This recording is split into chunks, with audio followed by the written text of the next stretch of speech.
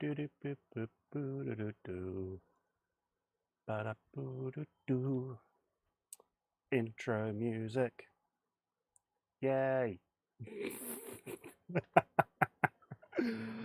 Oh, hello. Hello, hello. I've not lost the plot. I don't know what you're talking about. I'm. This is part 5. We've made it. We did a month. Part 5. We've done a month of stream so far. Yeah, it's. Hello, Herzl. Yeah, this is certainly something. So today is supposedly the day. I should stop leaning on the desk because I'm wibbling it. Today is supposedly the day.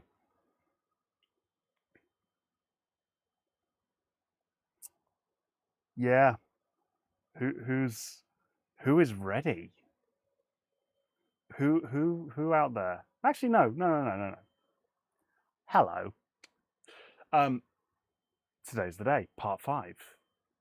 The printer to move, to extrude. But before that, good day, good morning, good afternoon, time appropriate greetings to you. How is everybody?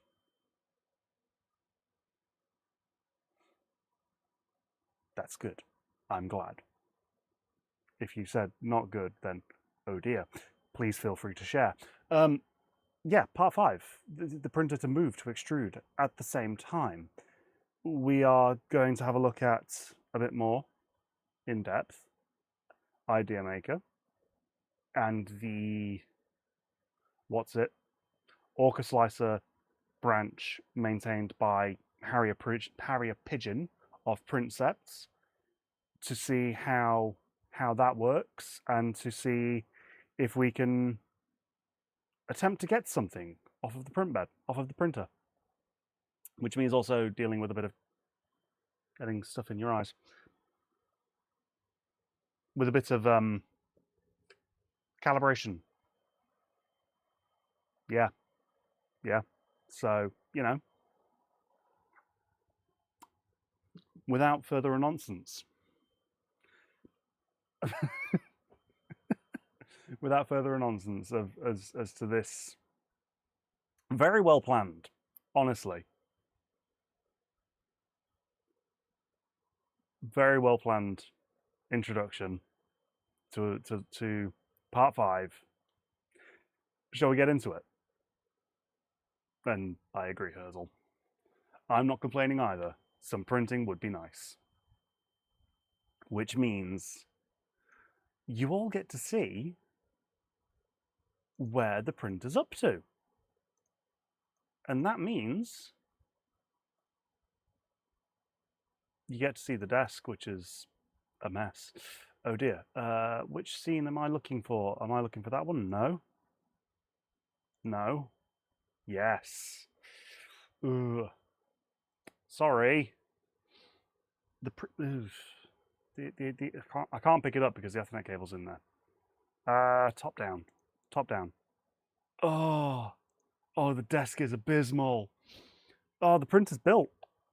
The bed went on. I'm dropping stuff off the back of my desk. That is not filament, that's an Ethernet cable.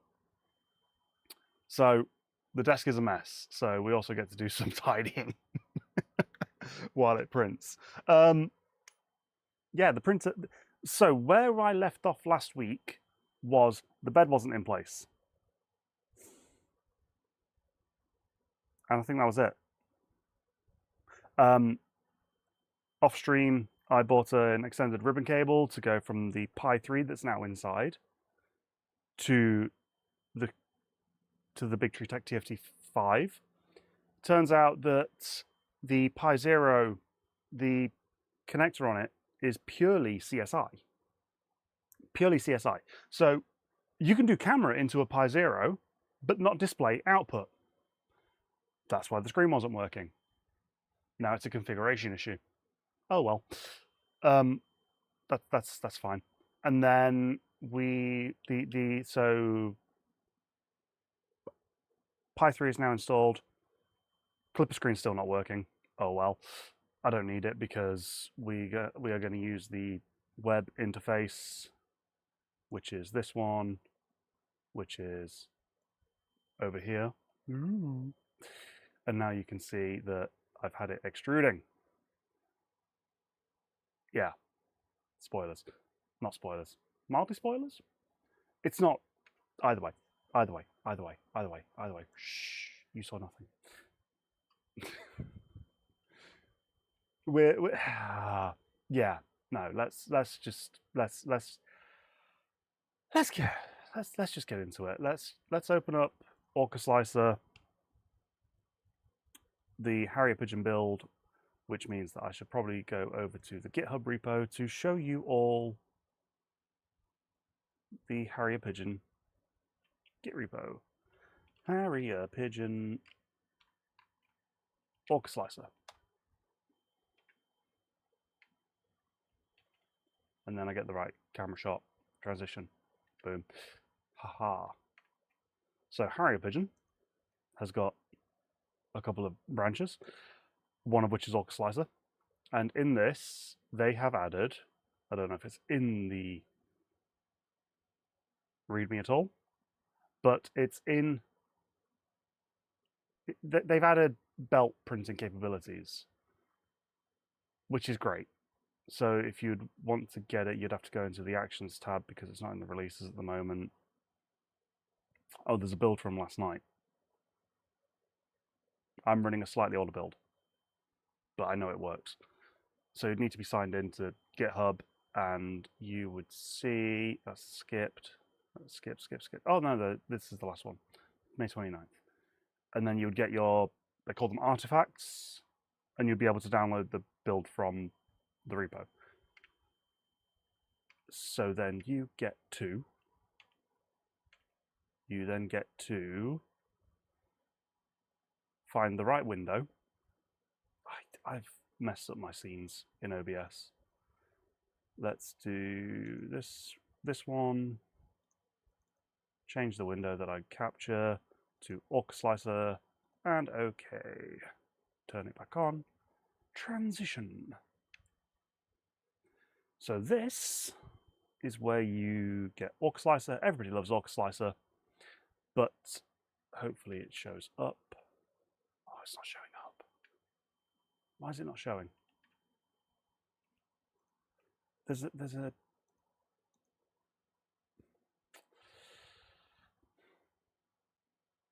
I'm a professional, honest. You then get printer settings. Haha. Let's just do it.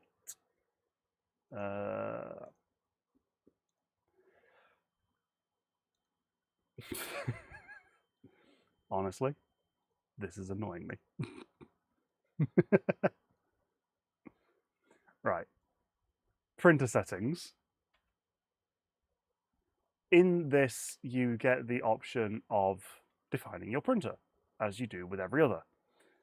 So you have the fun stuff of the bed size, the X, the Y. The Y is how far you can print. So you set that to an unreasonably large number.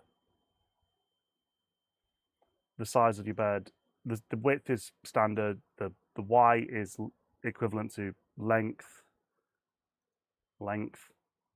The height at the moment is a bit squiffy, but that's fine. So you just set that to an unreasonably large number. And then he's added bits for belt printers, which are, the slicing rotation, the angle, and the shear, all of which are things that I don't currently understand.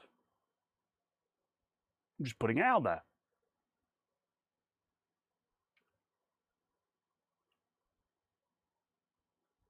Just putting it out there. I don't currently understand half of this stuff, but that's fine. So let's pick something to load in and to slice. So the question is, dear audience, what do we do? What do we load in to Orcaslicer and have a go at printing?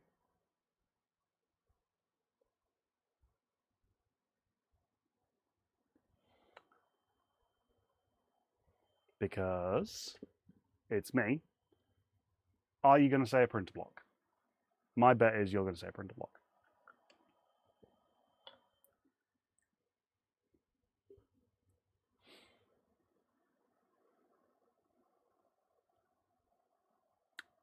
Yep. Yep. All right, let's do that then. Let's do a block.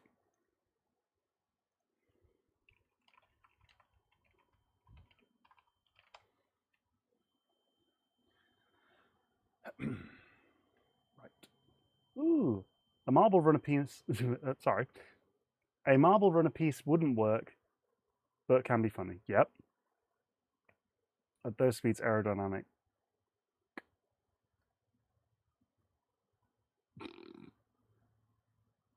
Why? What? The chat is now loading. Thank you. How about a print block? Says the paid actor from the back. Yeah.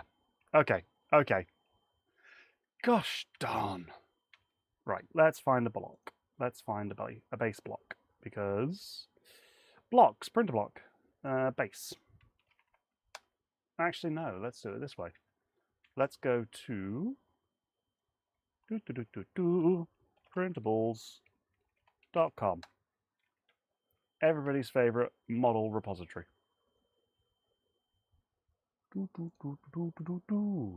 Transition. And then let's search for printer block.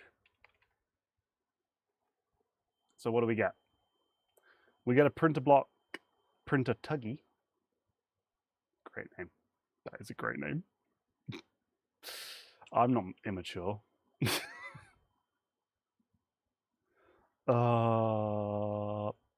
Yeah. Should we go for that one?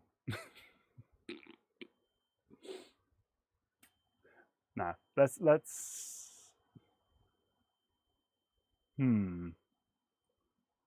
Supercharged V8. Huh. I've not seen that one before. Pontoon. I've not seen that. That's pretty cool. T-slotter block. Right. You know what? I'm pretty sure the printer tuggy has got a base block within it. So let's print the not benchy. And all model files. Okie dokie doke.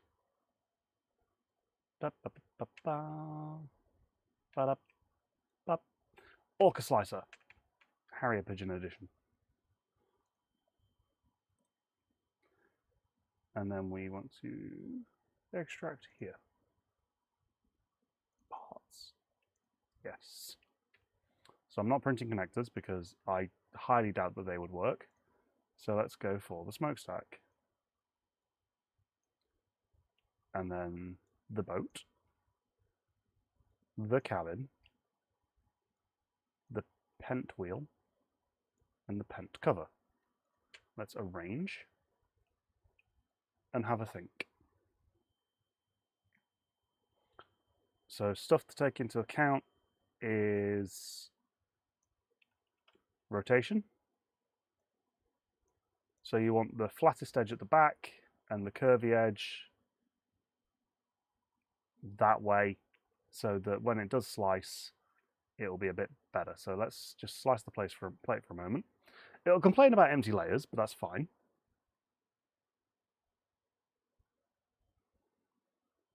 In theory, when it loads.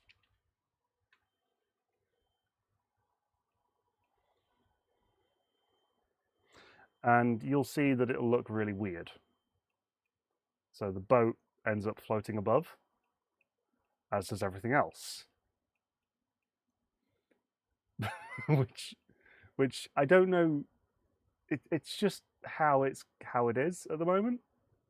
But let's zoom in on this for a moment, and you can see it building up the layers. So it's building it on the Z-axis with a squish. So in theory, whoop, oh no, wait, where'd it go? Ah, oh no. Zoom out. There it is.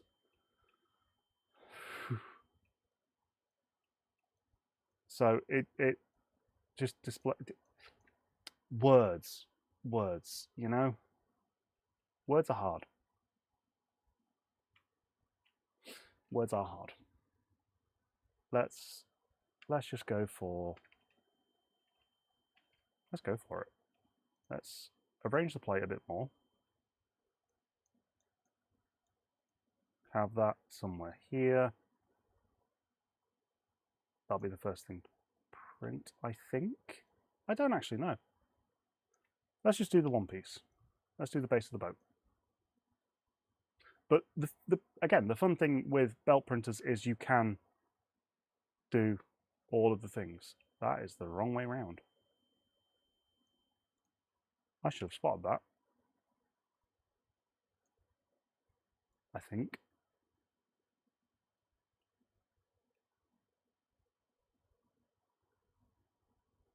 Yeah. All right. And let's see what happens. What's the worst that can happen?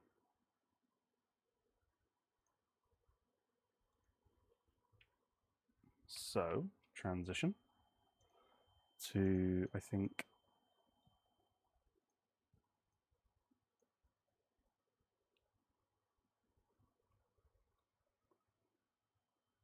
which one was it? Which scene was it? You guys know. This one. And window capture. Let's add in edge. Okay. This needs to stop wobbling because it's really annoying.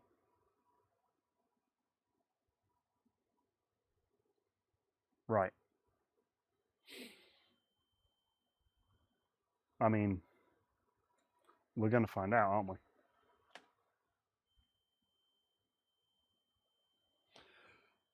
We're going to find out very, very shortly. So it's going to take a minute to start. And yes, very much bold word reliance. What's the worst that can happen? Said the guy who's got no idea how to do absolutely everything.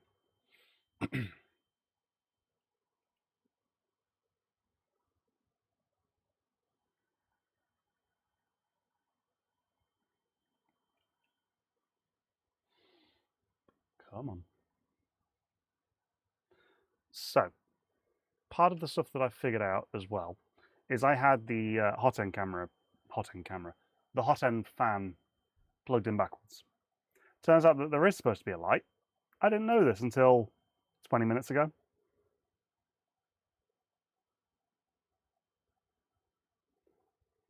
Send it a piece of marble to you to see if it's actually possible. Rivers will run red with resin, and it will be raining bamboo marketing material. Hey, guess what? It homes on the X. It homes on the Y. It doesn't need to home on the Z because the Z goes forever.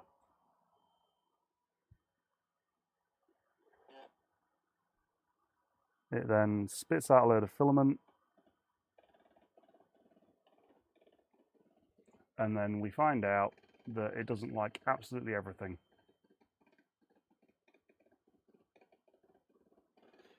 I think that's too close.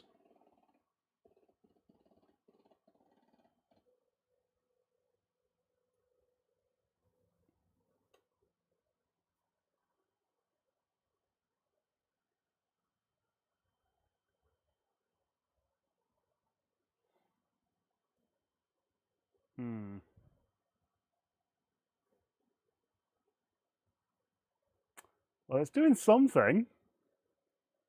As for what that something is, I have got no idea. What are you doing? Are you over extruding? It's printing. It's printing. So you know what? Does that deserve a like? It's over extruding. Ah. Oh, that looks horrific. I mean, let's just bump the speed down, and let's do 90% extrusion. Let's just have a look. I mean, really, what you're supposed to do is the whole first layer calibration piece, which is a giant square to get your first layer. Should I do that? Should I do the calibration? Oh, this is horrific. It's also still trying to move too fast, which I don't understand. Because I've slowed it down. It's skipping on the x-axis because it's catching. Yeah. Let's. Yeah, you saw it there. It vibrated its way up as it tried to park on the X. Let's kill that one. Let's kill that one. Oh.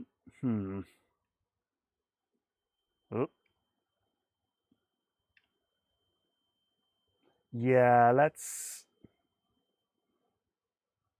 It does bump quite hard into the belt, but I don't.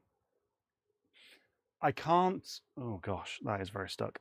I've tried adjusting where is it? In machine printer.cfg. I have tried adjusting the sensitivity on stepper Y.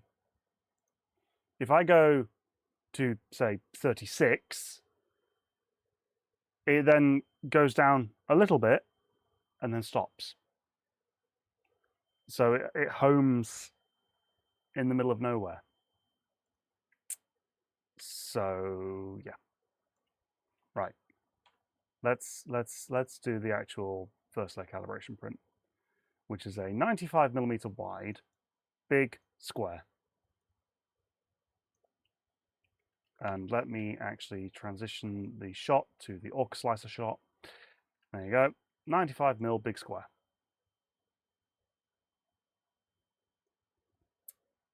Let's do this one. Slice plate. And upload and print. In the meantime, while that gets itself ready, let's try and remove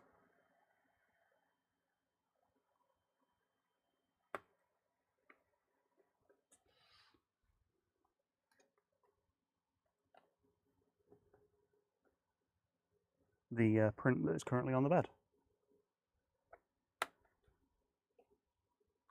As you can't see what I'm doing, but don't worry about it because it's wobbling the camera. I'm just using a flat palette knife thing, one of these, to try and encourage the print off the build material, which is just cotton after all. So it squishes itself into the material itself. So that's how it sticks. Oh gosh, that bit's very much on there. Loop. Right. Try again.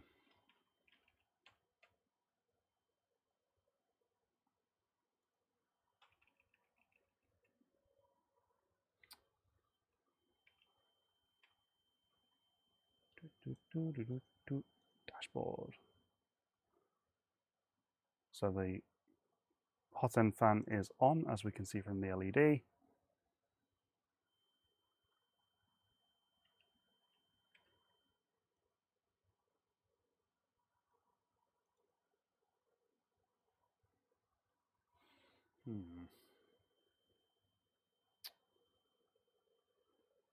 I am going to get a new arm for your viewpoint camera because this wobble is very, very bad. In the meantime, hello again. Welcome back, or hello if you're here for the first time.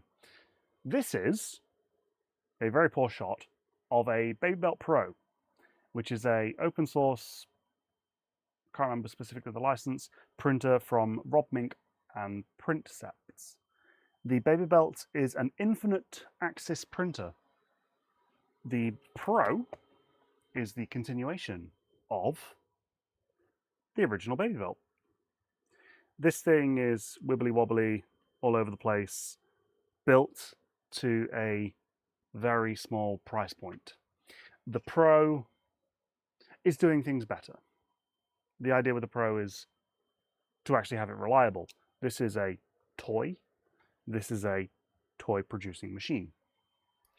They are, because they have an infinite axis, it means that they are able to print forever, up until the point either your power cuts out, you run out of filament, or the bed, which is a consumable, breaks down. But hey, it's cotton.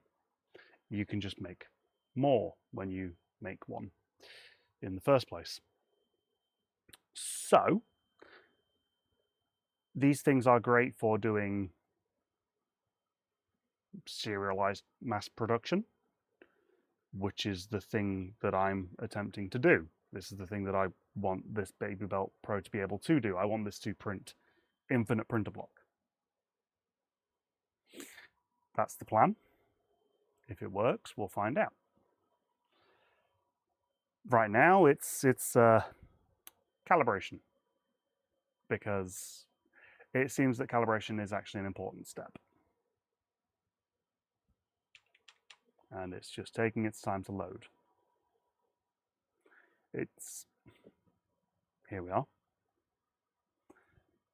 So when it's doing this, you're able to adjust via macros Y up and down a bit to the point where it stops being a bit too far into the bed.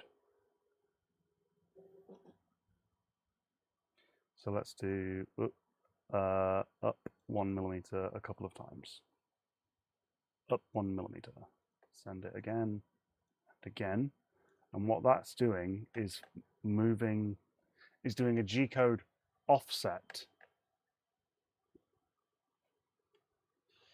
which makes the printer think that the hot end is somewhere else, or moves it to be physically out of the way. Good day, Cragord. Good morning to you, fellow Doug. How are you? It is pooping. And I'm seeing if I can get the Y offset correct at the moment. And also feeds and speeds, because I feel like it over extrudes when it's set to 100%. You've just woken up. Nice! If I said that I also only woke up again an hour ago, would that make you feel better? Because I fell asleep this morning after I woke up and went to work and came back. I didn't sleep great last night, but hey, that's a me problem, not a you problem. I think this Y offset might actually be right, because it looks like it's going quite nicely, which means that my Y offset is actually 4.1. Which means I have to go to Machine, Printer.cfg, into the homing override section, and bump that set G-code offset to 4.1.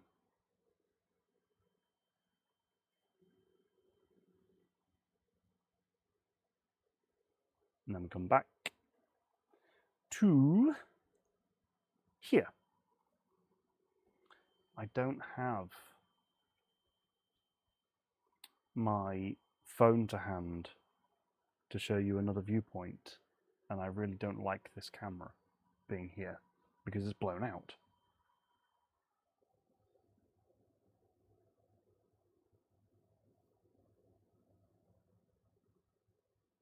But I think 4.1 seems to be okay, but definitely feels like it's over extruding. And I've never calibrated a filament before. I've always just run stock. So how do you calibrate a filament on a belt printer? That's a very good question. I'm glad you asked. Sunloop PLA map. Let's try that one.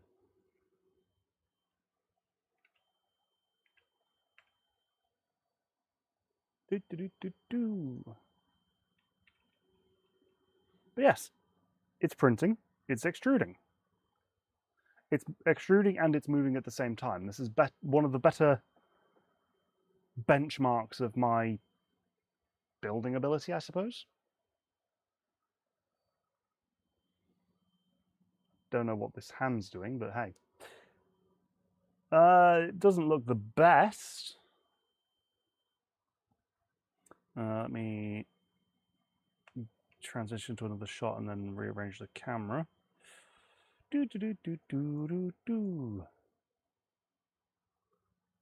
Let's move. Whoa, whoops.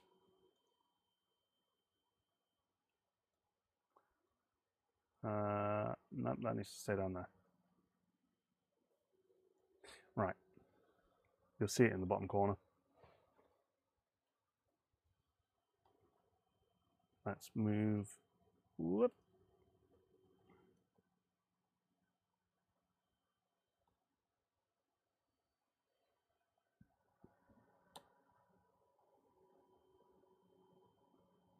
It's blown out.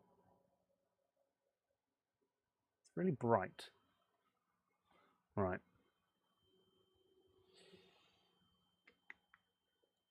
But you can see that there are little bumpity bumps. And I feel like it's either over or under extrusion, and I have got no idea why. So the ones that I'm referring to are in the middle, which you may or may not be able to see. I mean, you can, kind of,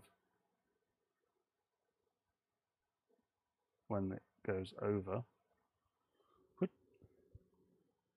Add some shadow.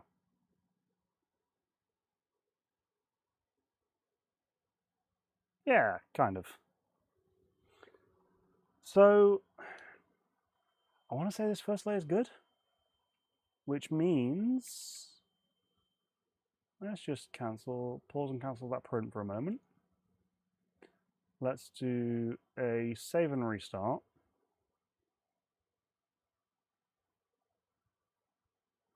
Because oh, no, not reprint. Oh, right, emergency stop.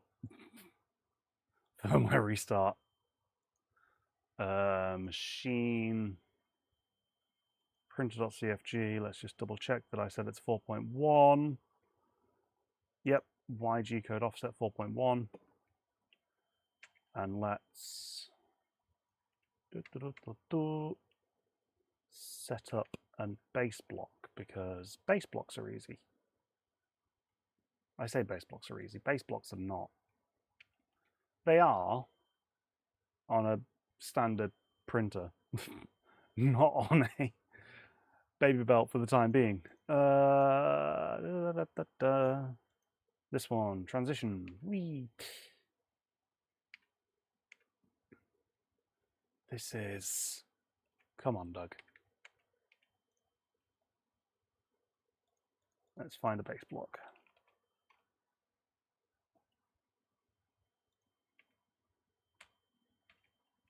Doop. Throw it into Orca. Move it to the start of the build plate.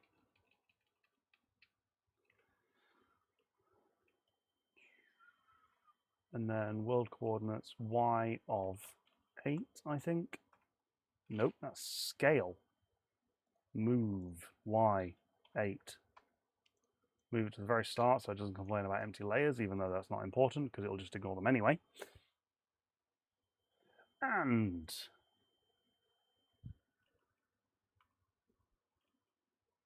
let's give it a try. Let's give it a try. While that loads, we can go back to the dashboard and make sure that it has base block PLA G code. Yes, very good. This particular filament is from 3D Jake. If you want to support this madness and you are in, well, if you want to support my madness, feel free to go into the description and pick up yourself some filament from 3D Jake. This is their matte PLA in pastel green when the camera wants to focus on it. That's a lighting problem. Matte PLA, pastel green. It's quite nice. It does look nice. And when it's not on a belt printer, for the time being, sorry, let me rephrase that. When it's not on this belt printer, it prints quite nicely too. Do I have an example piece? No, because it's in the Core XY printer block printer that I printed for Smurf and put into the charity auction. That's where it went.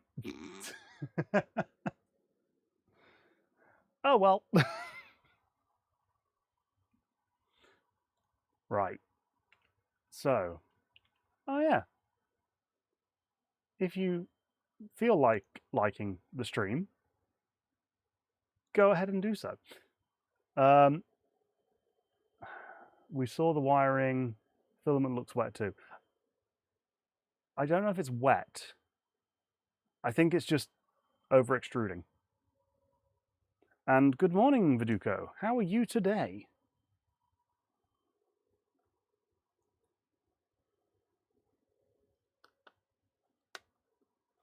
Finally getting up. I only myself woke up a little bit over an hour and a half ago because I'm silly. I didn't go to bed until 1 o'clock last night. That is not coming off.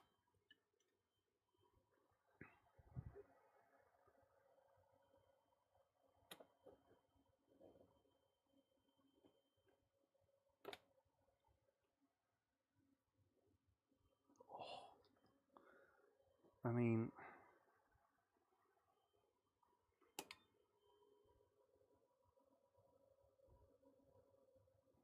it seems okay as a first layer.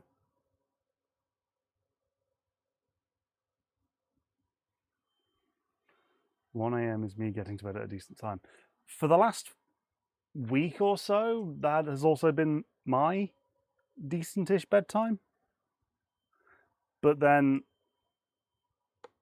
I shouldn't be doing that. I shouldn't be doing that at all.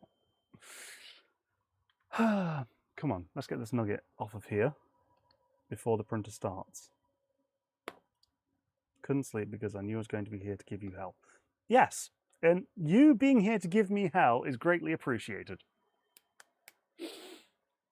Honestly, it is the best, and I'm enjoying the fact that you have decided to come back to bear witness to this extended descent into madness. Yeah, genuinely, it is greatly appreciated, all of you, for coming back. It makes me feel warm and fuzzy, and it's a very strange feeling. I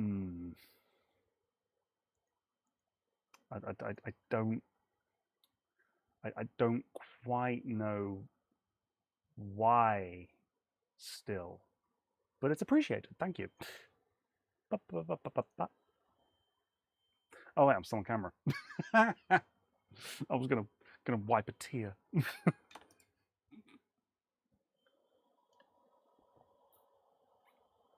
Come on, BabyBelt.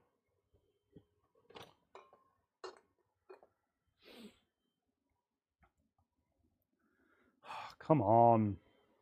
Print. Print. Print, darn you. You must print. Why is it taking so long? It gets to temperature, seems to take its time once it gets to the temperature for the belt, for the hot end. I know that I've told it to ignore the bed as part of the configuration. So this is a little bit irksome. Unless it's like, oh, you need to hold temperature and be stable for X amount of time. I went back and watched Grant's video from Smurf and saw you in it. Nice. Nice. Grant is great. Grant of 3D Musketeers is genuinely wholesome in person as he is on camera. Smurf 24 was... Yeah, that's a good question. Which Smurf?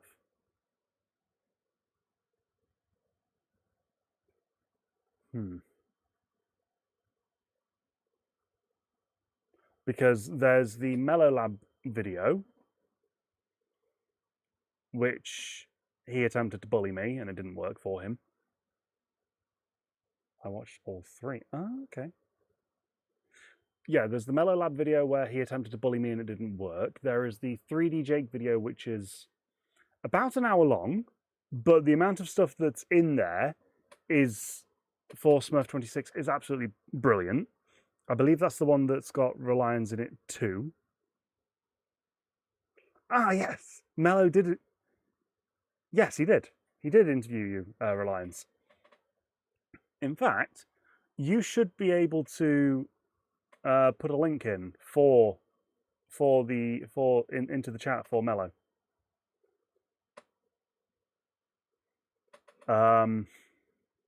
Yeah. Yeah. Why is this taking so long? It's not paused. And why am I not tidying while this is just going off?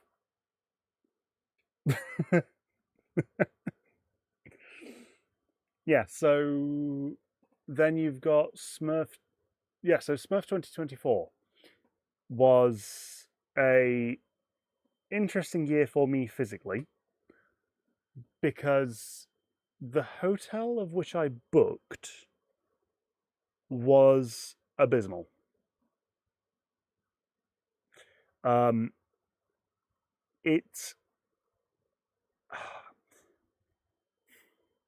So it was an unattended hotel, so there was no. But when I got there was no member of staff on reception. It was like an Airbnb, but an Airbnb and questionably cheap is what it was. The door to my hotel room was flexible, so it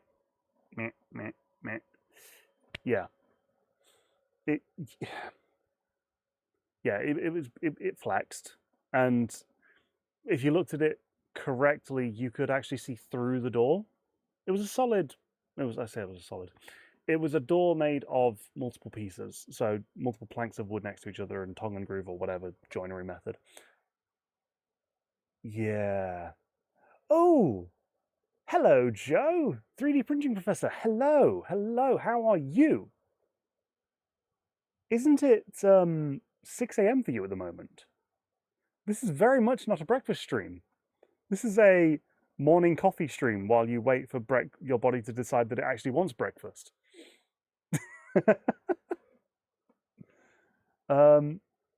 Yes. So this is, well, yes, I'm glad you're able to catch one live too. I don't know why it's taking so long to attempt to print, but in theory, we've done the Y offset. And now we're just waiting for it to actually start, but I don't think I believe that it's going to. So I'm going to kick it and tell it to behave. Because it's at temperature, so I don't know what it's doing. Because at the moment it's just baking the filament. Yeah, so as I was saying, the Smurf 24 with 3D Musketeers Grant, he heard about how bad my hotel room was and opted to permit me to stay in his room, which is whatever, which was ridiculous. It was I was very grateful for him because that Friday night to the first day of the show, I ended up sleeping in my car because I did not trust the hotel room. And it's not just because the door was a bit translucent. It was because the window didn't lock or close properly. It just... European windows have got a handle where you can open it like a door for a fire exit. The handle was in the locked position and the window could still open. And it was not great. Not great at all. Okay, so Craigold, you've just you said, I realized Grant was helpful when I sent him an email at 3 in the morning with a problem on my printer, and he got back to me within the hour. You're the same time zone as him, so him being awake at 3 in the morning is, I say ridiculous, but also it's Grant, so I'm not surprised. What is going on? Because you should have homed. Let's do full clipper restart. Emergency stop. Clipper restart. Firmware should also restart. And then we initialize. Part cooling fan is there. So you're the one in the hotel room at the drug den, then. Yes. Yes, Grant is... I'm the one whose kidneys did not get stolen. That is me. Right, home.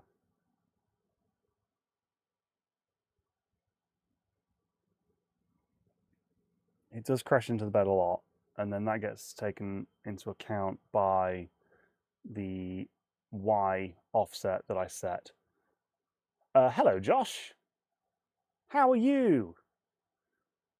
Not that one. We want this one. Print.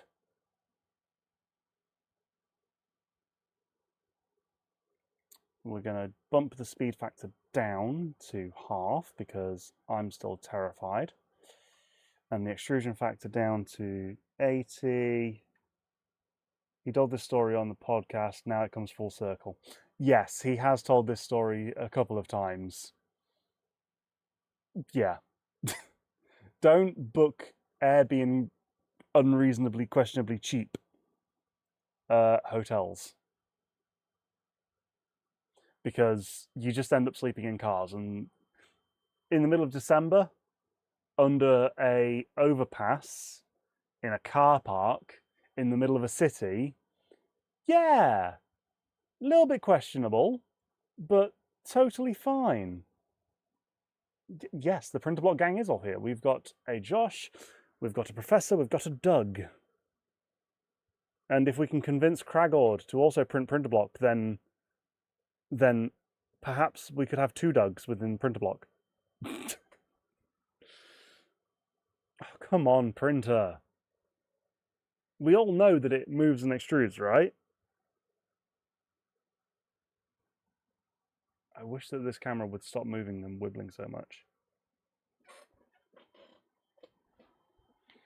What can I do to fix that?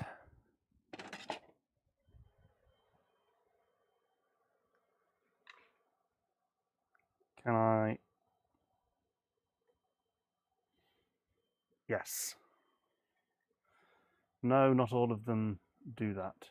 What? You can't see it. Right, transition to this shot. It did a flat thing. If I hold it properly in front of my face, there. Anonymity on the internet. It's great. It printed a thing. I really need to tidy my desk. But before I do, I'm going to do and apologize for the mess. But I've now propped the camera on printer block because it's wobbling. Ah, come on. Come on. Do the thing. Wrong one. Not that one. Not that one. Not that one. Not that one. No. Yes. There. Let's go for that one. Why isn't it? Let's just send a macro and see what happens. Print start. Bed 0, extruder 220, material PLA, angle 30. Send.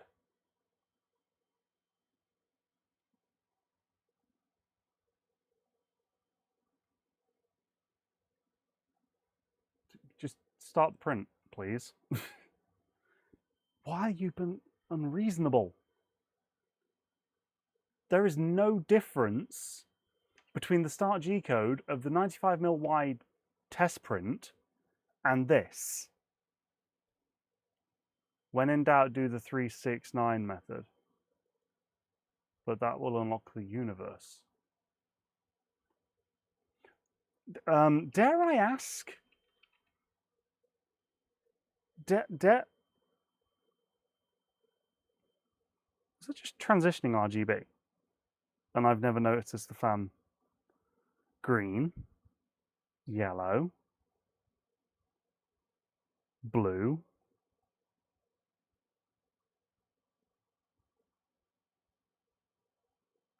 purple,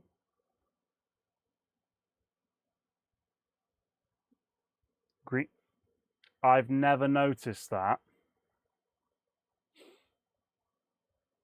What is the 369 method? Is it where you kick it 3 times? Maybe. I don't know. Right. This is... Come on. What am I missing? Please. What am I missing? Right. You know what? Let's just G-code files. Drop it from 3 feet, test if it starts to work. If not, move to 6 feet, drop it to test to work. Drop it and then test if it works. Drop it at 9 feet. And it's already broken. Yeah. I can get behind that. I can definitely get behind that.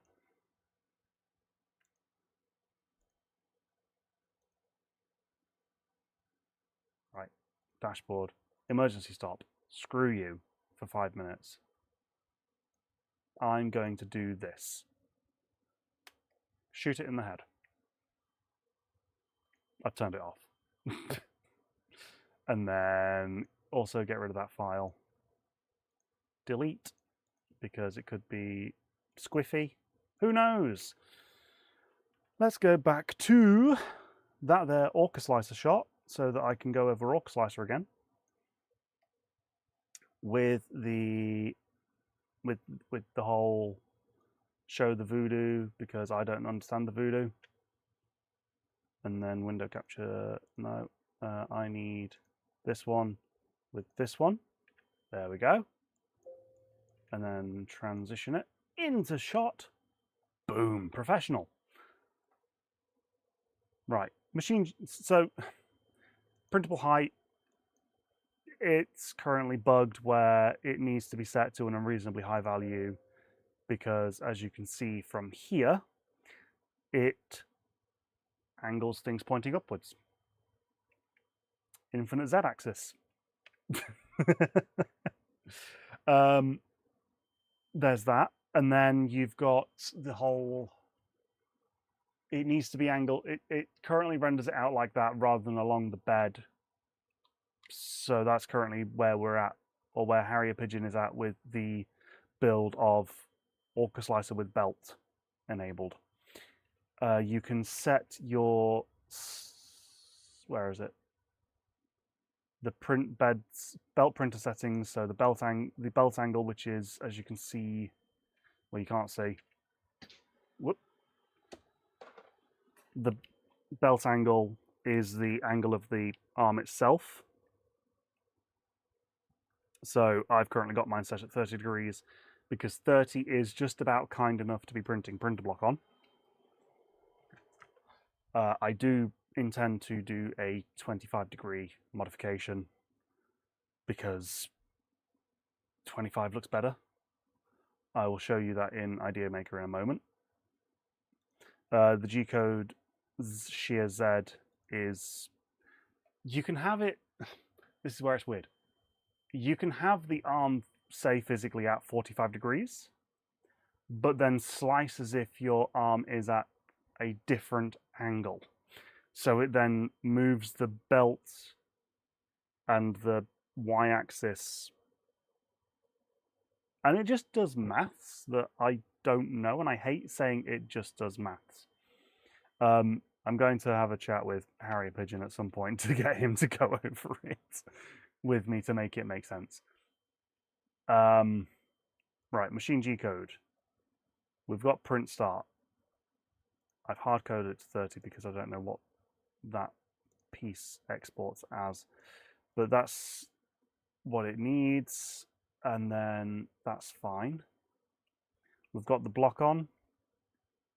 We're going to just change a setting for a moment. Let's go change it to not angled, cubic.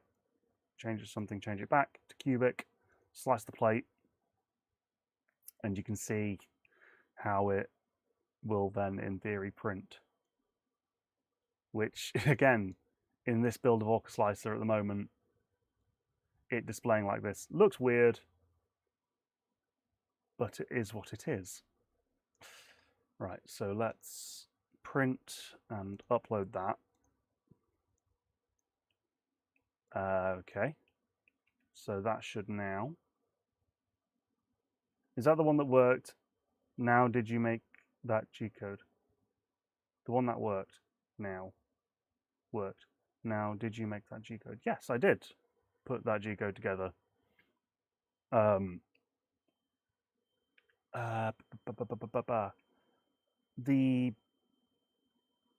Let's recreate the 95mm wide test file, which is in my downloads folder that you can't see. Copy paste into Orca, so you can now. Oh wait, you see nothing. Turn that one off. Transition it. Sorry about that. I just did a whole diatribe, and you see nothing. I'm going to have to do it again. Because that window didn't go away.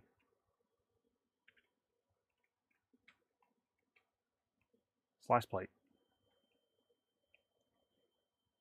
It's weirdly angled because that's how it's set to be. So it's reflecting what we've set the Z to be, and it offsets everything by the equivalent of 30 degrees for each layer.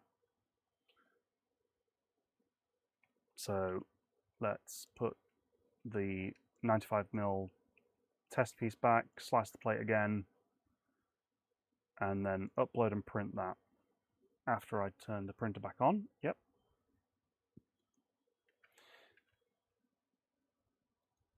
Sorry about that.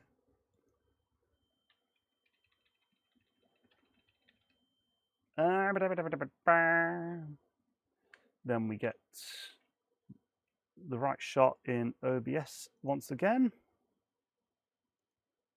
Transition that. And then I need to find my OBS window. Right, dashboard. Firmware restart to reconnect back to the main board that's in the printer. Hopefully it behaves.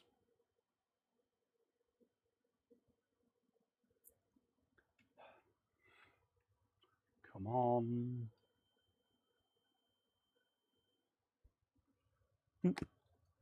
Helps if you turn the printer on, Doug.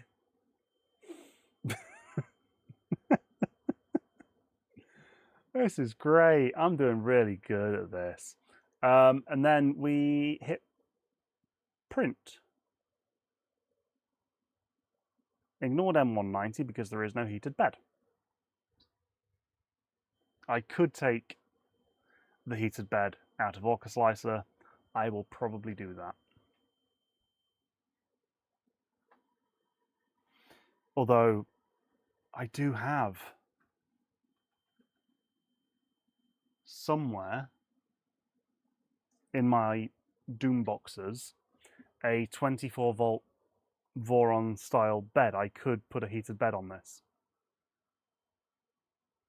I don't need it, but I could. Okay, so that's up to temperature. So why isn't it homing? Or is it just because it takes a few minutes to make sure it's stabilized? Let's find out. In the meantime, how is the morning going for everybody? Yes, I will get it printing first. Technically it's printed, but it's not printed reliably, like everything else. But yeah, how's it going?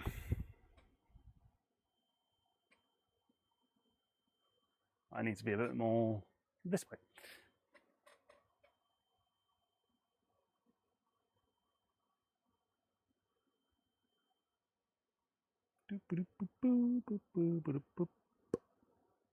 Come on. Well, I found out that oh dear. Yeah. Missing appointments because phone's not synchronizing properly is really inconvenient.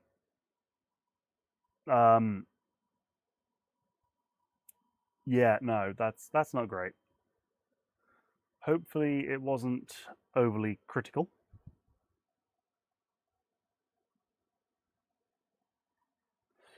And hopefully you're able to get that rescheduled sooner rather than later. Right, why don't you want to do the thing? Hey? Why don't you want to do the thing? Right, M190 ignored, skipped waiting. Okay. You're sat waiting for something. What are you waiting for? What are you waiting for?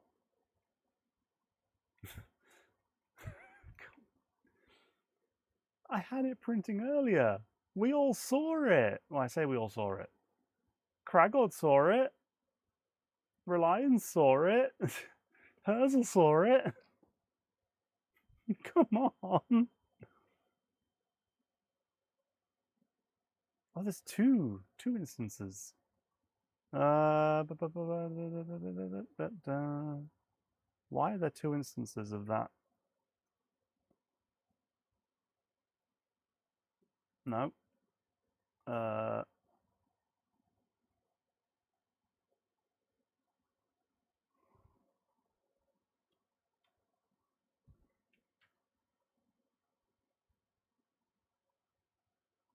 There. That's better.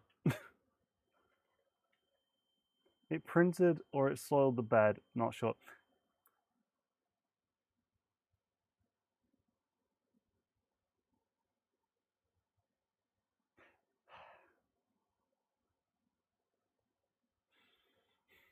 Yes. Yeah. Yeah.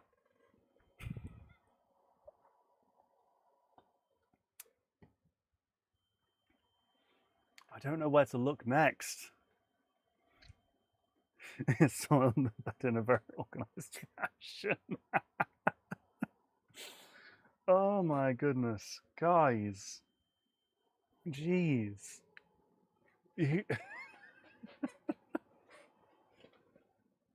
Right. Right. Okay. Okay. Okay. Let's take a sit down. Let's figure this out. What am I missing? Because I'm missing something. I don't know what it is yet.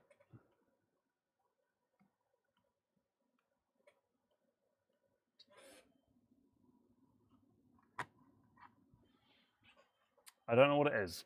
What am I missing? West 3D for a real production kit. Yes. Last time it was the fan.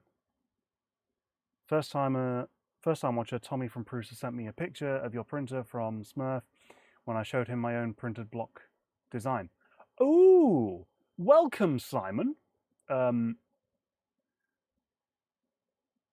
Welcome. You would have seen a printer block printer printed in part on a printer block printer. That was yes. Okay. Yeah, this thing maybe. So this is a Delta printer printed in part on printer block printers, made from printer block.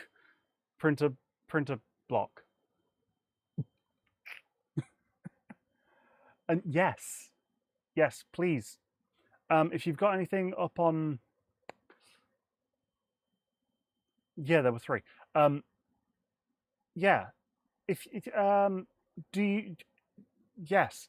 Do you know what? Hey, what to do?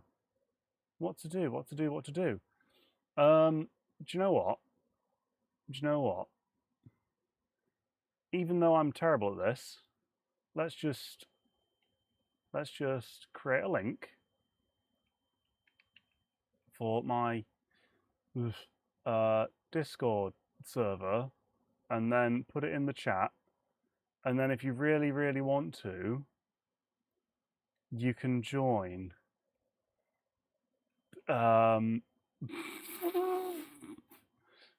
Invites. And then we create an invite link. And then we copy. And then we do that there. Paste. Yay! I want to open source my design, but also thinking about doing a Kickstarter so I can fund some work on it. It's not available anywhere yet. Okay. Fair enough. Yeah, there's a link to the Discord, my Discord, if you wanted to join and spam stuff. It's not active, really. It's nice and quiet for the time being. But hey, feel free. Yes, I am broken, and that printer should have started working by now.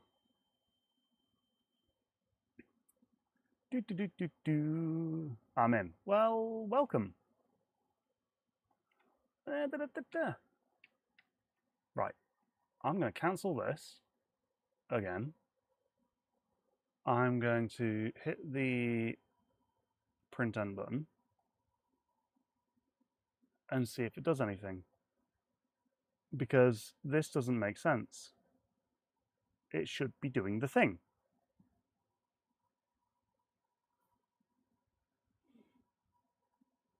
Because I was happy to say, you know what, this is working. Actually, you know what, let's just turn off everything. Let's hit it with a shovel. Make it realize the error of its ways. And restart the host as well as the board itself.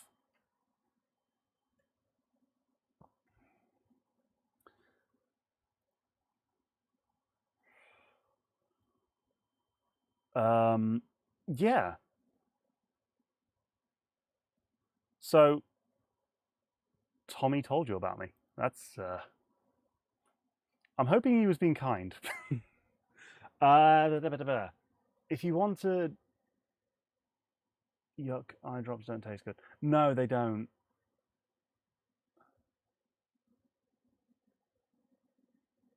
Yes, so the blocks of which my printer block printers are made out of were created, well, designed primarily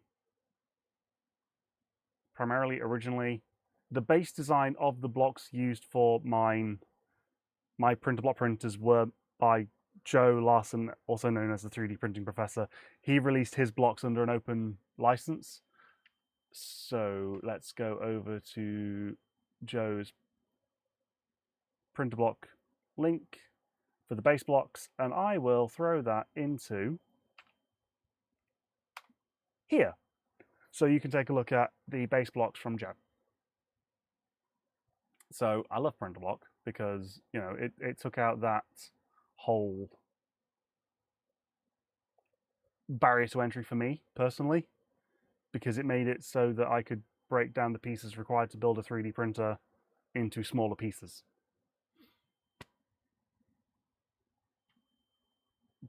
Something like that.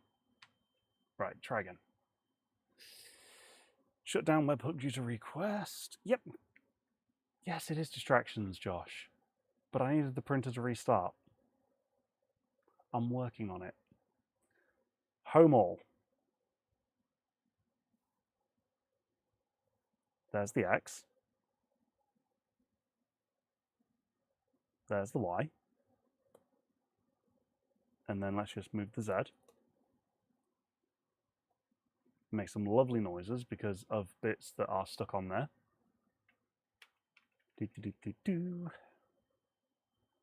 You know the problem.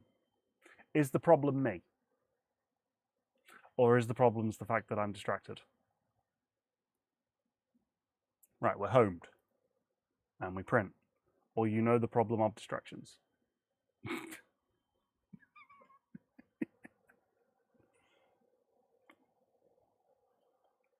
Right, send the file once again. Heat up to 220. Stabilize.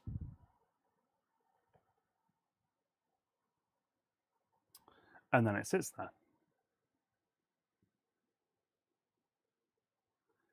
But what I could do...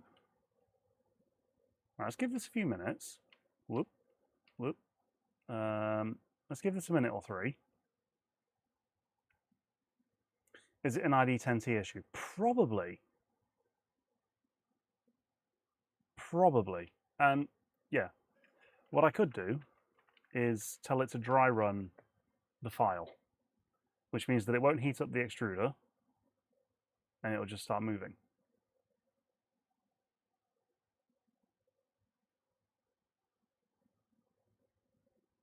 Oops, I did not mean to send that. So let's give it a minute. In the meantime,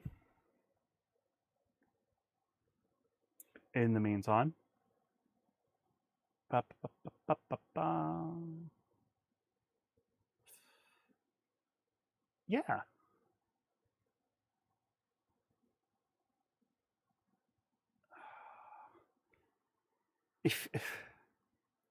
If yeah, I'm saying yes a lot while I work out and process the sentence that I'm trying to make.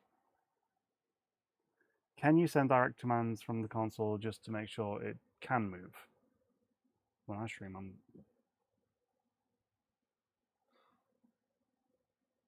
See, it's sat hanging waiting for something, but I don't know what that something is. So let's do this one. What I'm doing, export to local disk. I'm just going to throw a IdeaMaker sliced file of the same file while I emergency stop again. Firmware restart. Yeah, I can send it straight G-code commands because I was able to tell it to home. So G1 Y equals 15. F600. No. G0 Y15. Yeah. There we go. As I manually write commands.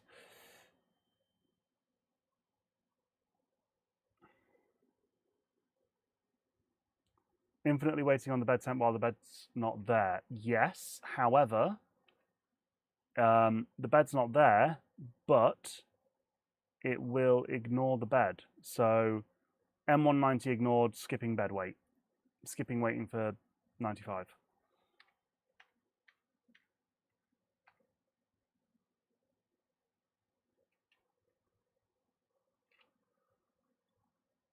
Oh, what's the dry run command? Dry run. Somewhere in here. G-code equals. Right.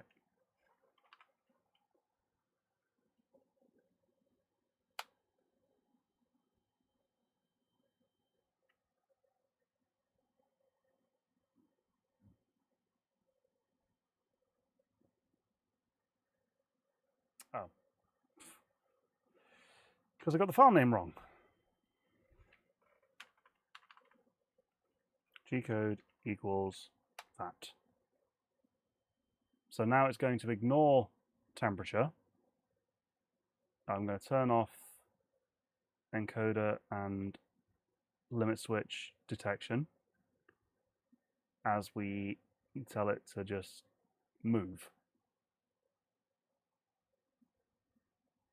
It should be ignoring waiting for temperature because it's the dry run file.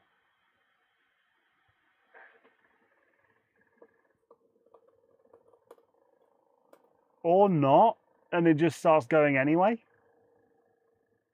What are you playing at, printer? Why? Why? Why do you work when I tell you to do a dry run file? Why do you then stop yourself?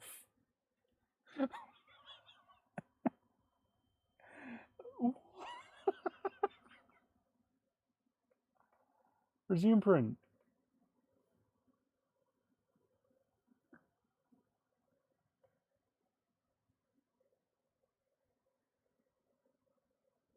I don't understand.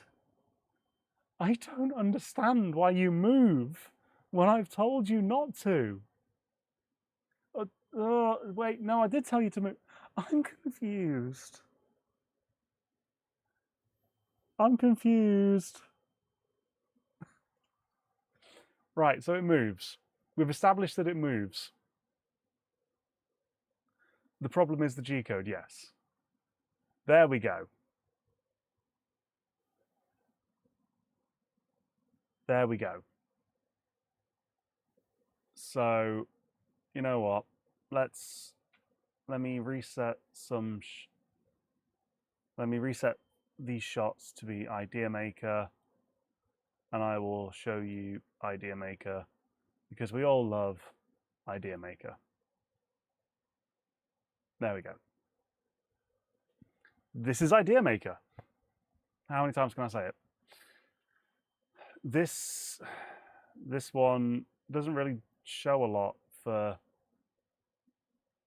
the file for some reason. Where Orcaslicer was showing the whole piece, when you preview it with IdeaMaker, it doesn't do anything. But it's a slicer that feels a bit older. Yeah. So I'm going to slice and export that file because I've done it with IdeaMaker before and I know it works. And then upload that into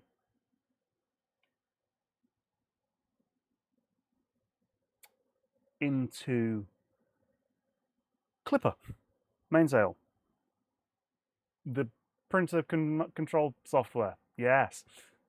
Cancel that print, go over to G-code files, and then use the one that is made by IdeaMaker and tell it to print. And let's just see what it does. But yes, Joe, we know that it can interpret the thing. Kirimoto doesn't slice for 30 degrees.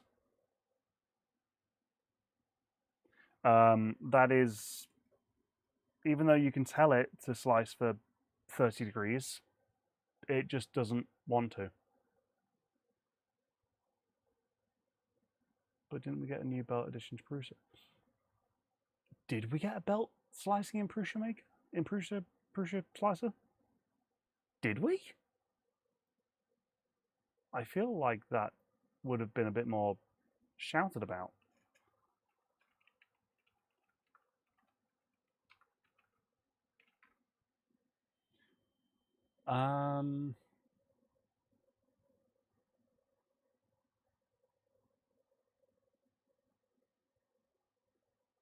I feel like that would have been a heck of a lot more shouted about.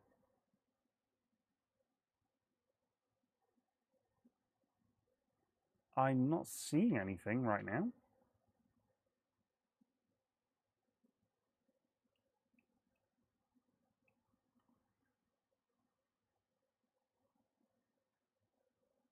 No, I don't see anything, Josh. For Prusa Slicer belt. Yeah, so there is the Orcaslicer one, which is what I was trying to run a file from earlier. And it was sat doing exactly what it's doing right now. Where it's just sat waiting for no reason.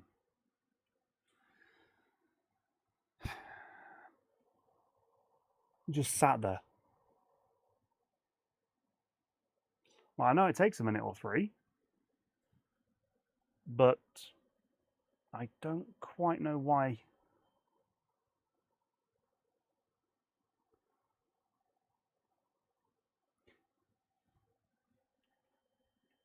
Right, Rob has all the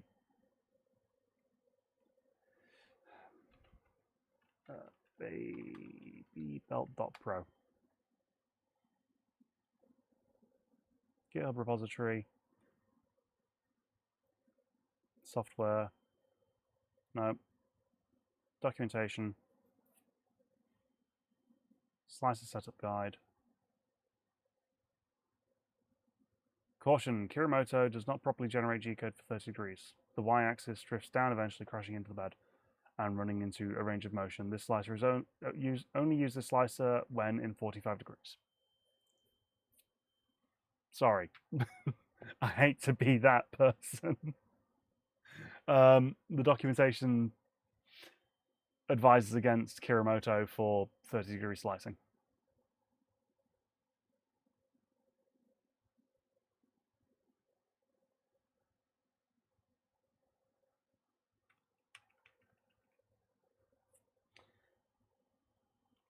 And with my physically currently set for 30 degrees, as that's the end goal for my printer, either 25 or 30 degrees.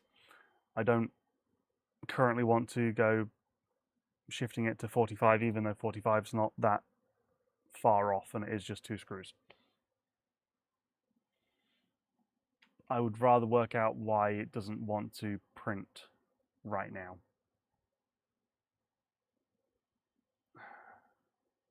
Print start.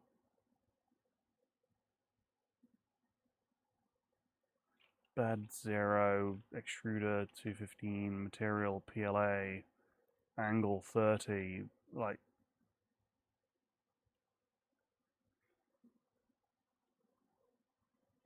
it's just not. And I don't understand because it did it earlier. There is a G-code thing going on here that is missing something.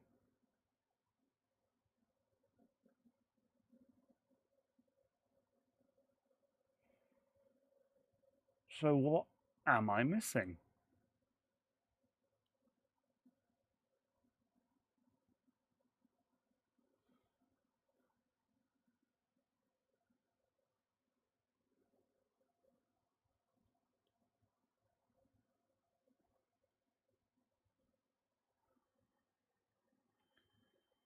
What am I missing?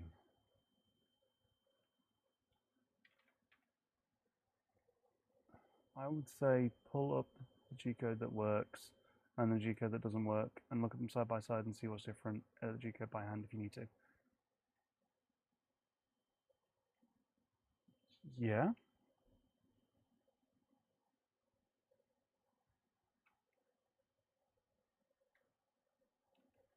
But the fact that I'm now stuck with it saying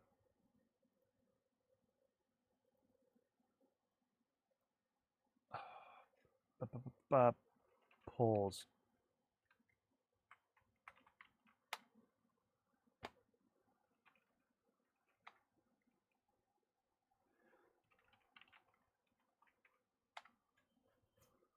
Sorry, you can't see the window that I'm looking at. It's spinning. Like no commands are being processed. Unless it's because I'm being impatient. But I feel like that was sat there for 5 or so minutes.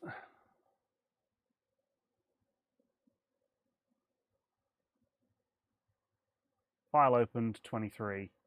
Time now 30. Yeah, that was 7 minutes that it was sat waiting. It should have started within those 7 minutes.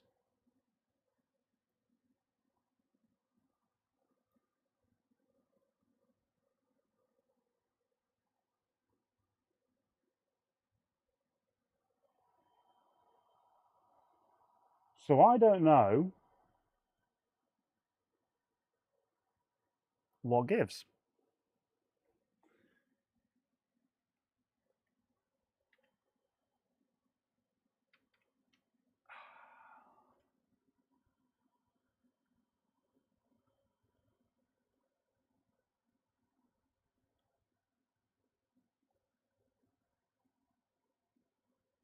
It's like I know that this toolpath worked.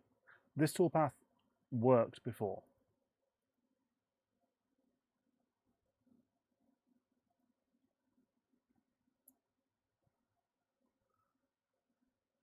Dry run. Edit file. Is all it...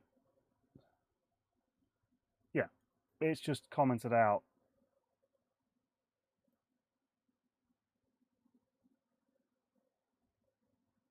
It's just commented out the extrude command.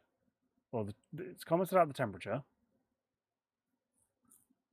It's commented out the temperature. Velocity is there.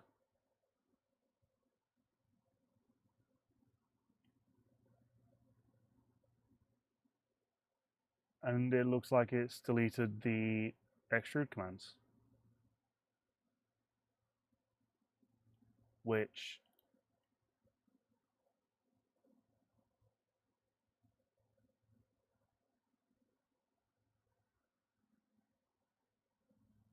There's the temperature.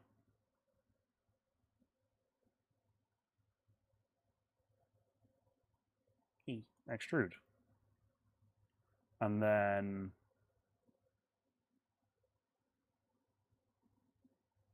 where is it? Extrude. Well, retract because it's a minus. Extrude. So all dry run has done is turn off extrude, which again, this, I'm sure I can make it extrude manually.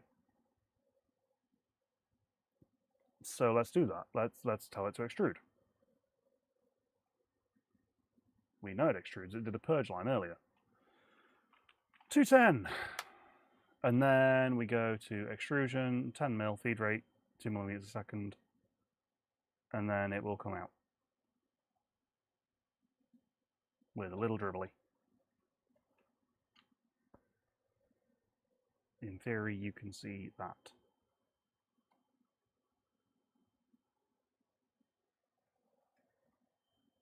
So there we go. It's extruded.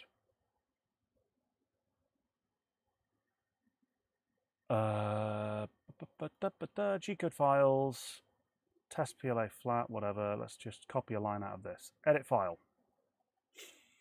Let's just copy a random line.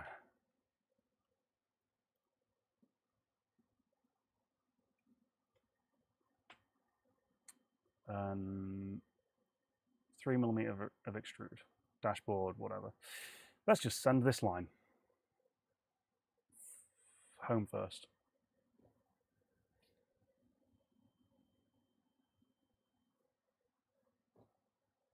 Movement out of range. Y1 X. Huh? Why are you telling me that's out of range?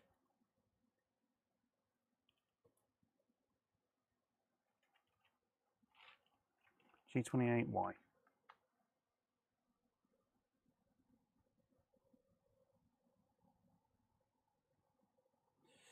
G28X. Okay.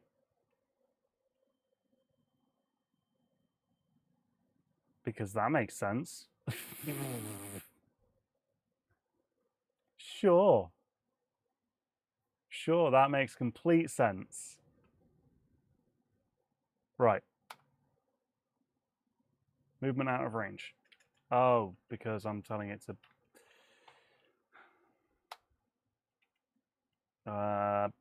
let's go 0 over there, and then let's...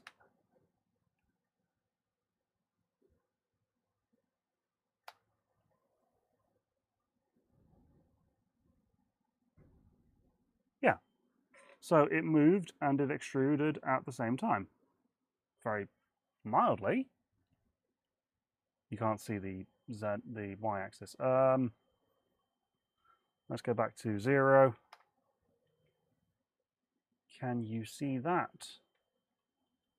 How are we looking for framing? Framing's reasonable. Yeah, framing's all right. We are getting somewhere. We are getting somewhere. Let's set the feed rate. F equals 600. No, wrong command. Acceleration.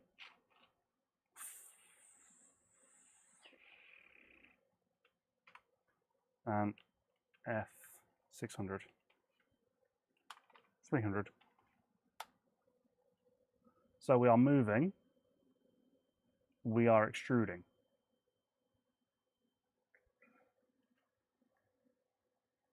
Because you can see the blob at the end getting a bit longer. So that is something.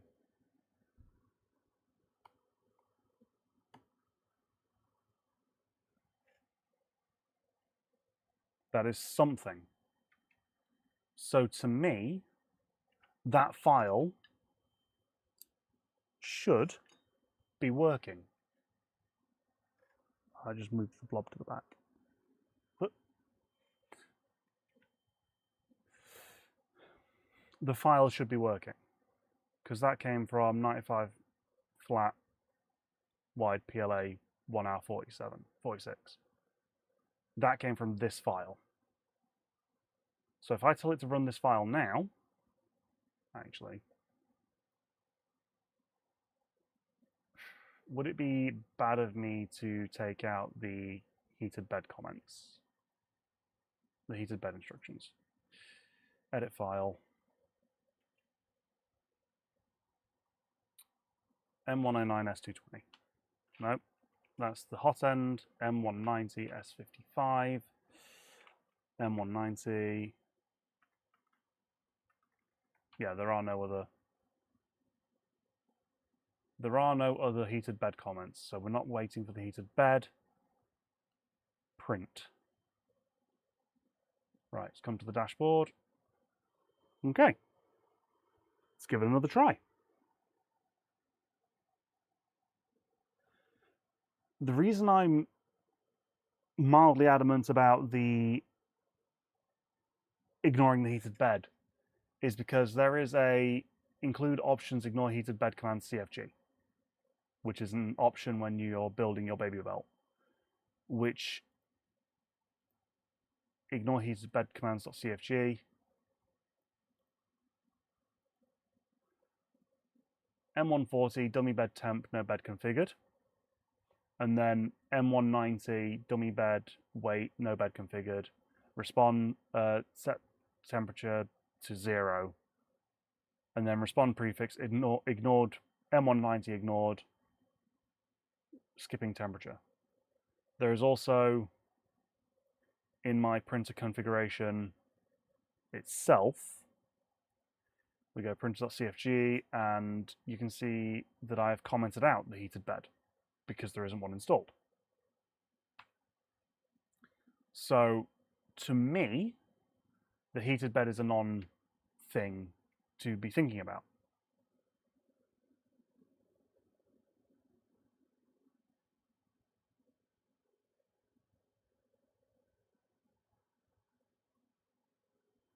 Josh is taking out the heated bed commands. Yes, even though it's set to ignore them.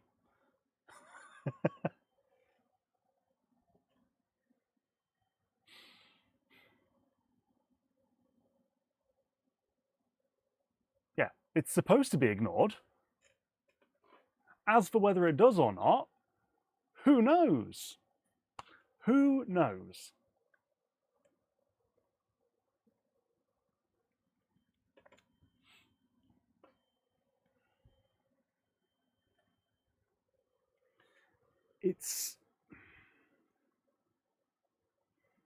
It's not making sense because the printer shouldn't be taking this long to start. So let's just think of something.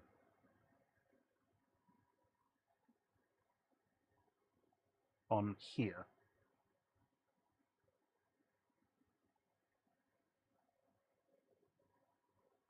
That's PETG, TLA.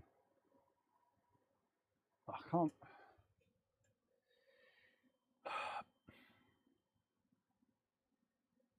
Slice something in Kirimoto. Okay. Even though Kirimoto is not set up for 45. Where's a Rob win? Where's a Rob or somebody from?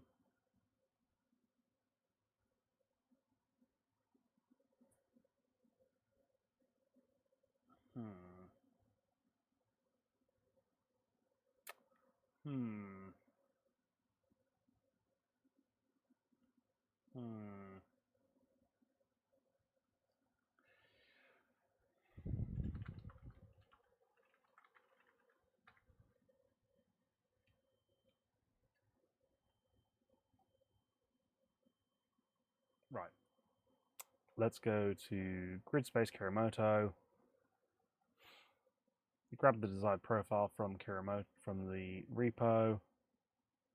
BabyBelt Pro V2 clipper. Let's download this one because it's the most recent.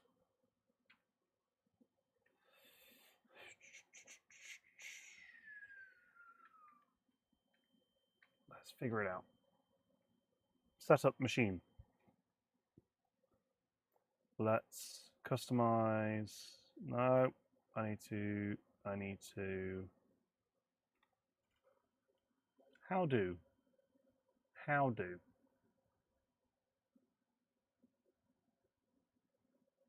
Setup profiles. No. Install.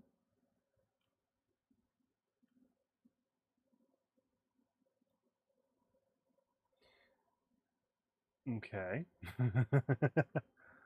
What have I done? Set up machines. And then my generic Marlin, header, footer, tool, feature, cooling, progress, layer, foot. No. Select the help. Help. File import. Of course. File. Import. Downloads. Clipper 45 degree. Import device. Yes. Right, we don't care about setting the bed temperature. Okay.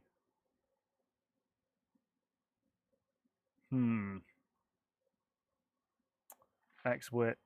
No, wait, hang on. BabyBelt, 45 degree.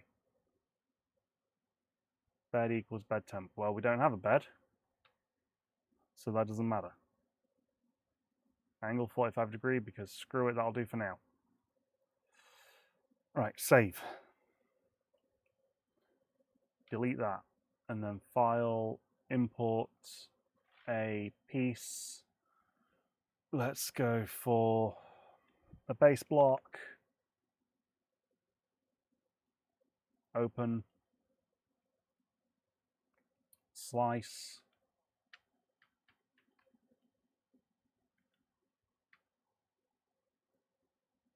And then we want to export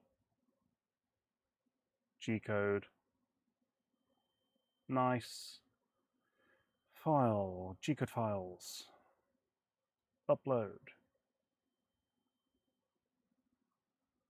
Base block 002.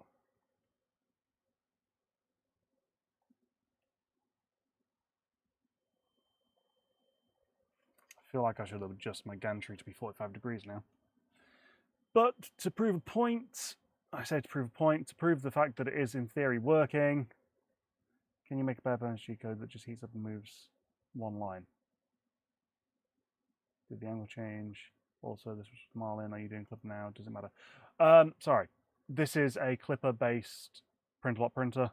Not a Clipper-based BabyBelt. Can you make a bare bones G-code that just heats up and moves and does one line? The 95 flat file is just drawing a line back and forth. Or do you mean more bare bones and more minimal than that?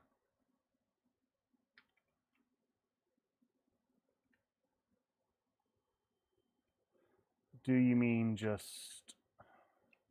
Let me go over to Orca and do prepare, delete that, add primitive, cube, and then let's size that to be 95 by 0.4 by 0.2.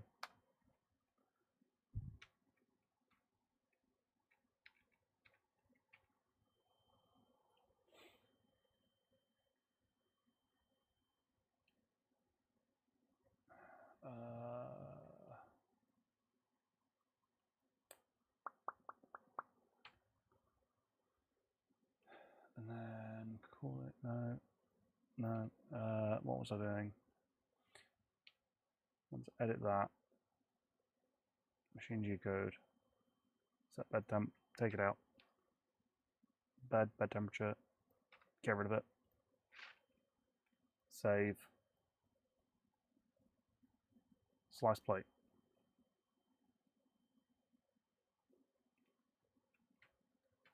Is that what you meant? The most simple draw a line. So simple, in fact, that you can barely see it.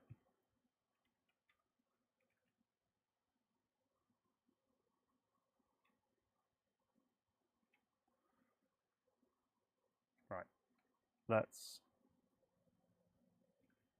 home it.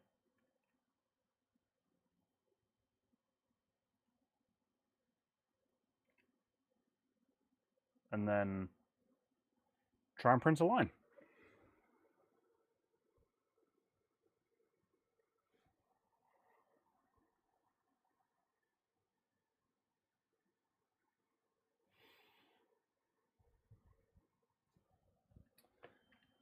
Try and print a line.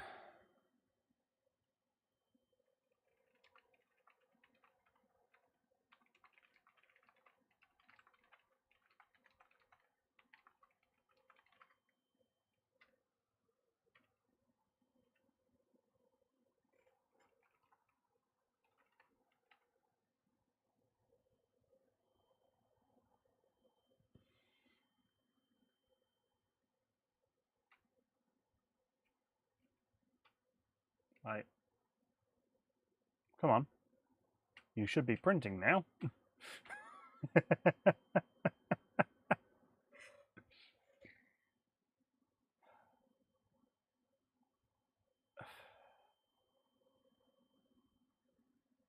I thought that this would be it. I thought that we would have printed half of a block in some horrific state. But instead, we're sat here, infinitely waiting for it to heat up. Yeah, I too expected it to just work. I am confused, to say the least. Edit file.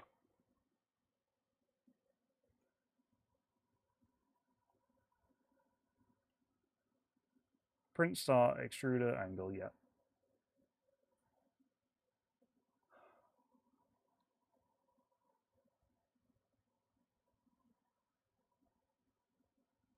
Set velocity, outer wall.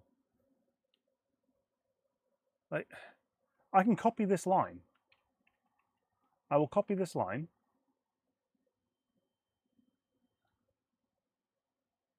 And in theory, dashboard.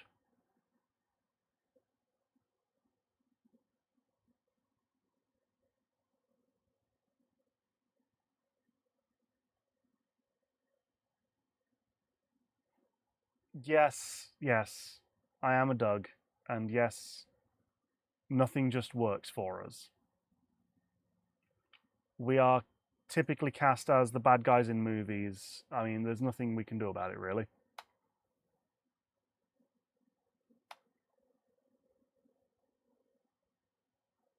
See, that moved. So, machine, actually, so it doesn't inadvertently melt the bed. Let's just raise that back up. Let us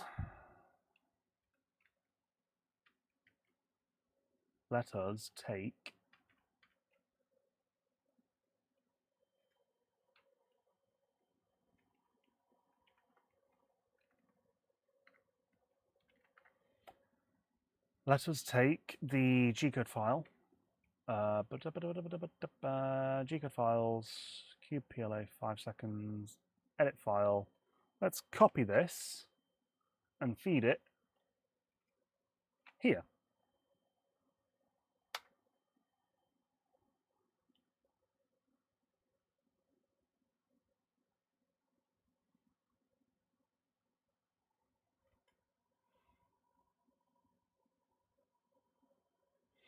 So basically, telling it in the console to do the things that it needs to do. The whole file into the console directly.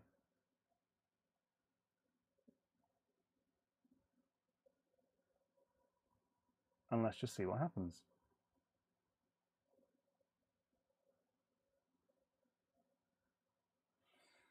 There's going to be a point somewhere after all the gump at the start. Where is it? Oh, it's capped out. It didn't config block end. It just did the configuration block. There's a file size limit in the console. Of course there is.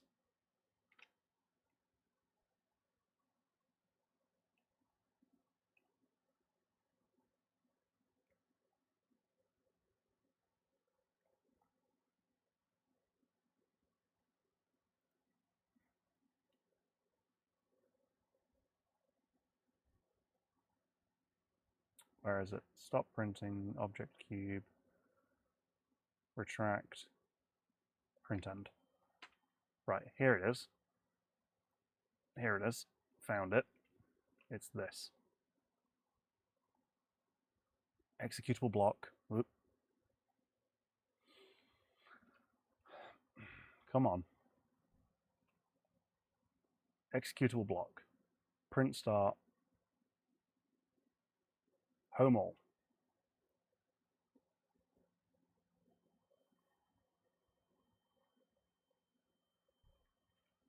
Let's see if it does anything.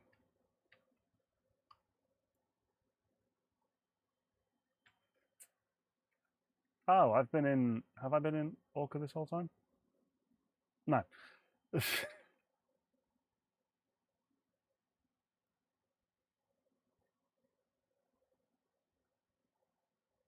So heat up.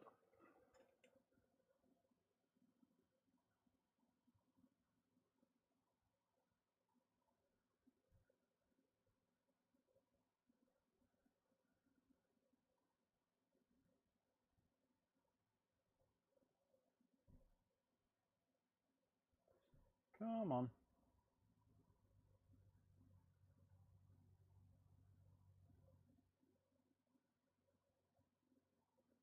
Come on.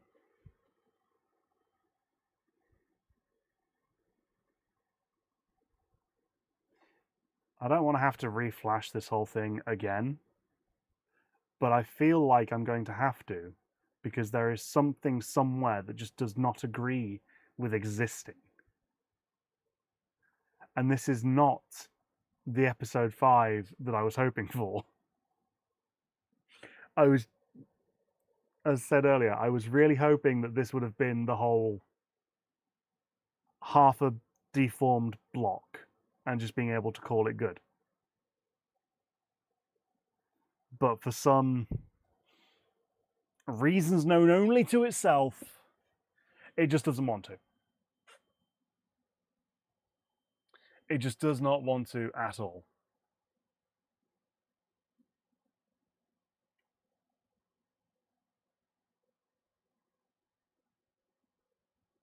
So, you know, it's sat at 220-ish. So it should be fine. So that's about it. It's just sat there around 220, not wanting to do anything. And it does not. Yeah. As you said, Herzl, episode 5, the firmware strikes back.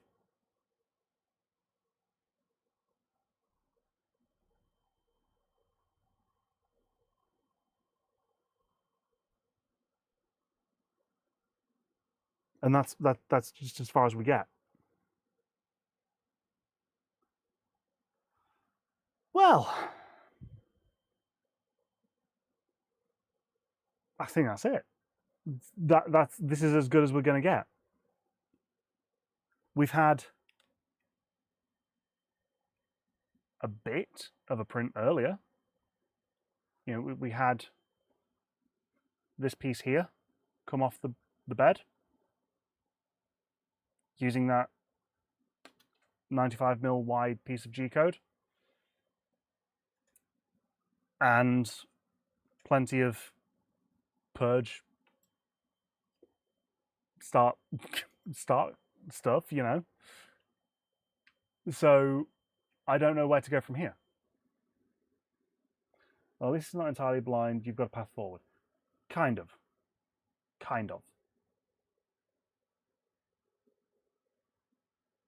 We've got a path that goes somewhere, which is reflash it.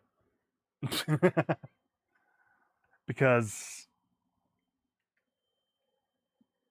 yeah. And you know what? I asked last week if I should do a stream on Thursday, and I'm going to have to. I'm going to have to stream on Thursday, assuming that I get this working. So there we go. Bothersome printers. Oh.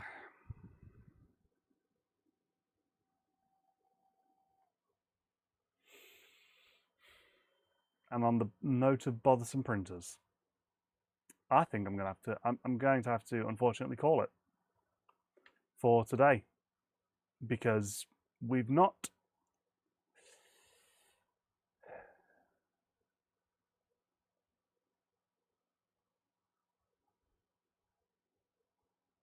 good. Another day of pick oops supporting you. Pick oops? I don't quite follow that one, Cragog.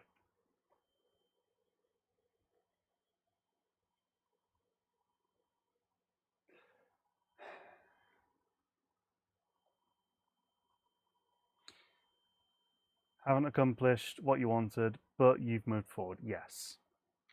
So, Thursday. Sure, let's come back to this on Thursday,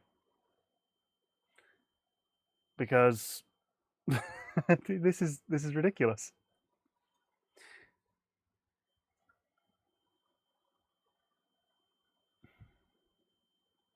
It was a shame, because, you know, at the start, you know, we had this, and then I sliced a file fresh, and it just didn't. So, again, let's revisit this on Thursday. Let's have a look at time zone maths. Time zone maths. Let's go to BSC to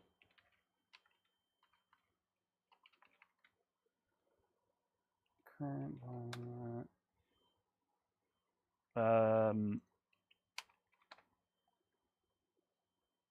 7 hours ahead of MDT. So it is currently 8 AM Mountain Time. It is 10 AM East Coast. And it is 4 PM in that there Europe.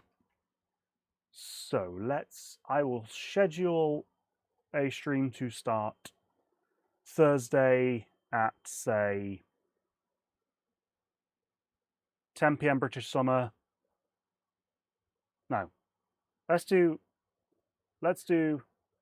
9:30 British summer, which is 10:30 European, which is 4:30 East Coast, which is time zone maths.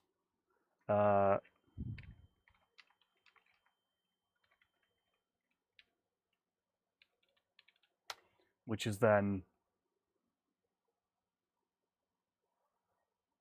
-5, 14:30 or 2:30 PM Mountain Time. Does that sound reasonable with everybody?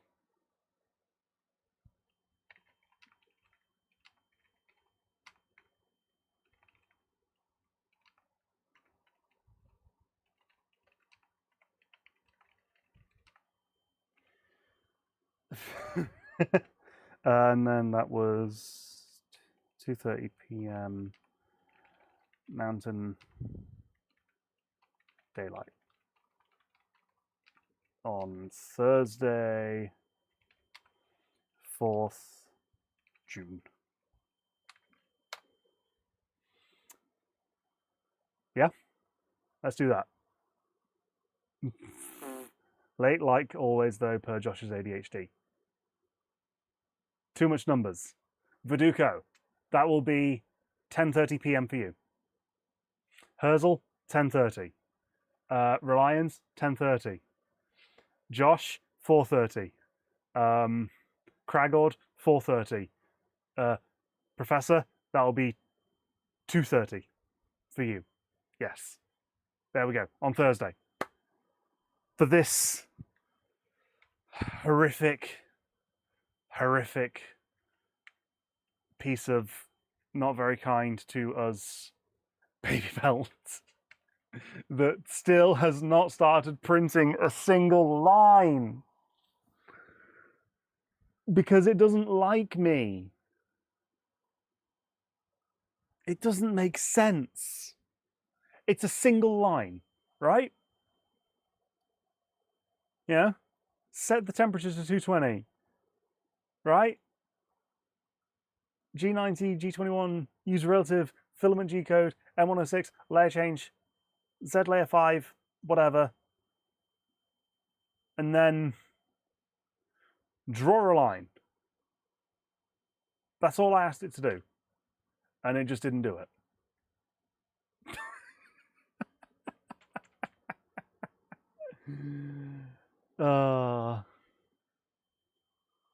No, 22:30. Yes, I have reached out to Rob. I'll probably speak to Rob tonight and just be like, yo, Rob, help, because I'm confused.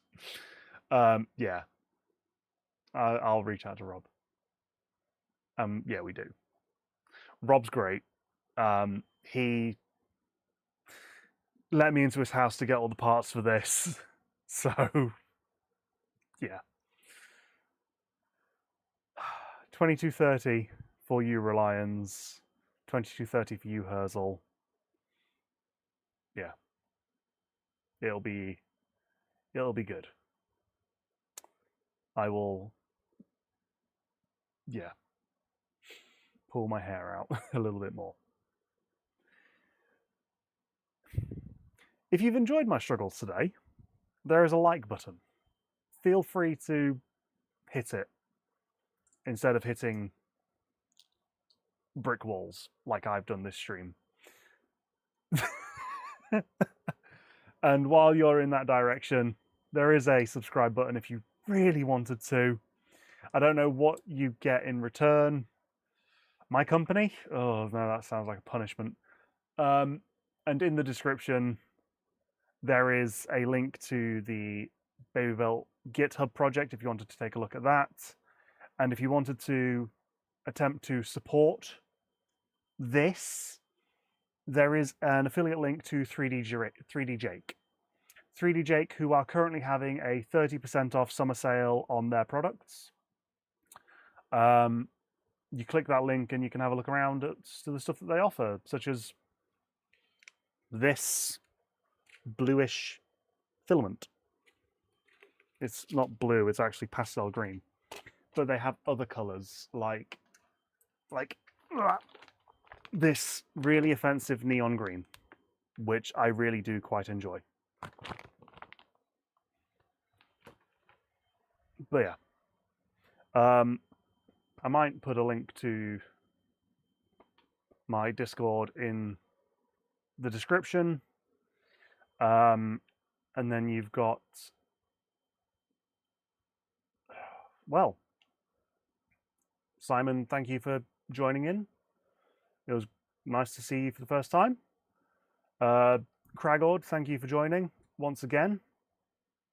And yeah, thank you everyone for tolerating this. Shall see you Thursday. That's going to be weird. Bye-bye. Oh, wait. I didn't do the transition. I need to do the transition to this one. And then outro music, because I accidentally didn't have myself muted at the start of the stream. So now you get outro commentary. Bye.